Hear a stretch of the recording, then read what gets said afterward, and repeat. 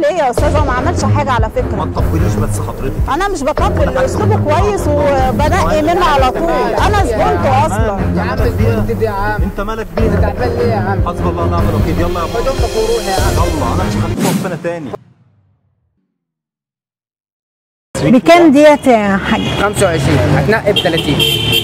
النقي ب 30؟ ايوه عايزه تنقي ب 30. ما ب 25. لا يا عم ما احنا بننقوها. ماشي 30.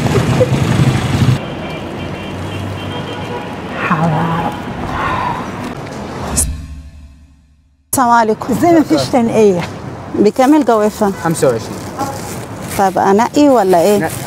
كام البلح عندك؟ 30. عايزاها طب يعني هي تنقي وانا ما نقيش؟ هي كده يا حاج. ايه يا حاجه انت زعلانه ليه؟ في ايه؟ لا اله الا الله. اوزن لي كيلو. اصل انا قلت له النقي ب 25. هات واحده تاني. يقول لي ب 30. هي كده. اتفضل. هي كده ايه؟ انت بتبيع بمزاجك؟ أيوة. بتبيع بذمتين؟ ايوه هي كده. لا اله الا الله. كده كده. كيلو؟ أيوة. ماشي. اوزن لي كيلو بلح بس بقى. هاتوا بقى نقيه حلو كده. لا بلاش اللي هي فيها ابيض دي، يعني نقيها حلوه كده، ما تبقاش. يعني انت راكني وعايز تبداها هي؟ عايزه يا حاج. لا اله الا الله. قلت بكام 30. 30 مش ب 25؟ انا غير عشانك من غير فلوس. طيب اوزن لي كيلو. طيب سبحان الله. طب وانا واقفه مش عارفه ننقي؟ لا اله الا الله. في ايه يا حاجه؟ انا من ساعه ما وقفتي وانت عماله تقولي وانا في ايه؟ مش راضي يديني نقاوه. طب ما تاخدي اللي انت عايزاه، ما هو الراجل بيخلينا ننقي وناخد اللي احنا بيقول لي عايزينه. 30. انت زعلانه بقول ليه؟ انا ايه؟ كيلو؟ ماشي كده. كام حسابك؟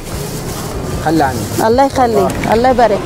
فلوس يا عم. يعني ايه من غير فلوس؟ خلي هي عنك. لا من غير فلوس. الله يخليك. وانا لازم انا انقي ب 30. لا اله الا انت الله. بتبيع ب بقول لك ايه، خد. ينفع يعني؟ خلاص الله يخليك. خلي عنك. الله يخليك. خلاص بجد. ربنا يبارك لك. ابيض وشكرا. يعني ينفع كده اللي انت عملته دوت؟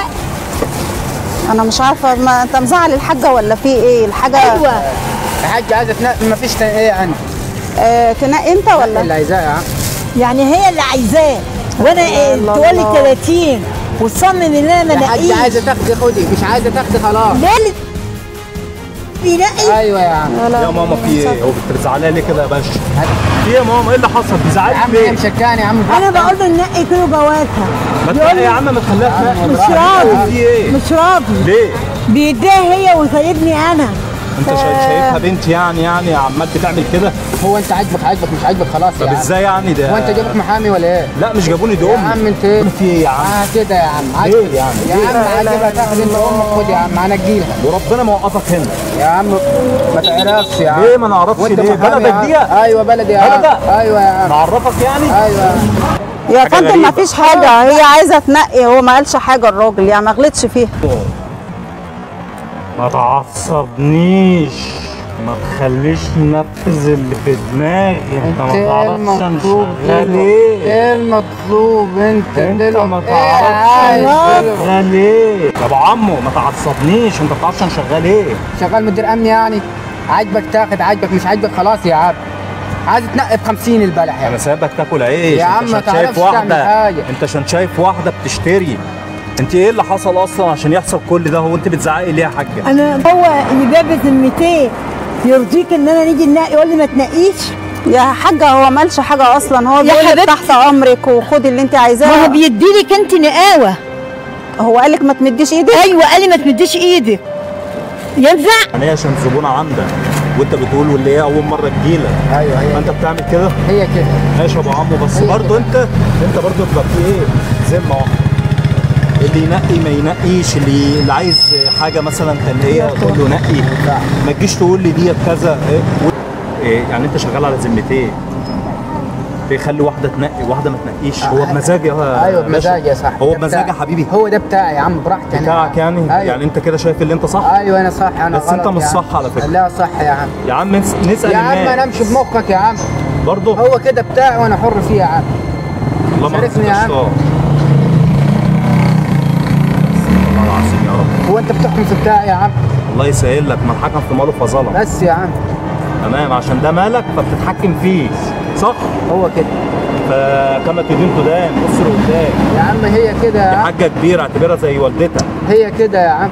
انا ما غلطتش، انا بقول لك انقي. يا حاج عايزه تاخدي لك نص ساعه عماله تهاتي معايا يا عم. خلاص ايه ده خلاص عليا؟ يا عم بس ايه تمام ده كده. اخر واول مره تيجي تشتري من هنا عرفها. هو عمل ايه يا استاذ؟ هو ما عملش حاجه على ما فكره. تطبليش بس حضرتك. انا مش بطبل، كل حاجة اسلوبه بتتكل على كويس الله. وبنقي منه على طول. انا زبونته اصلا. انت يا عم مالك بيها؟ زبونت دي يا عم. انت مالك انت بيها؟ تعبان ليه يا عم؟ حسب الله ونعم الوكيل. يلا يا خد ماما امك وروح يا عم. يلا، انا مش هخليك تقف هنا تاني. خد امك وروح يا عم. عليا توكل وعلى على الله يا أعدائي. عم.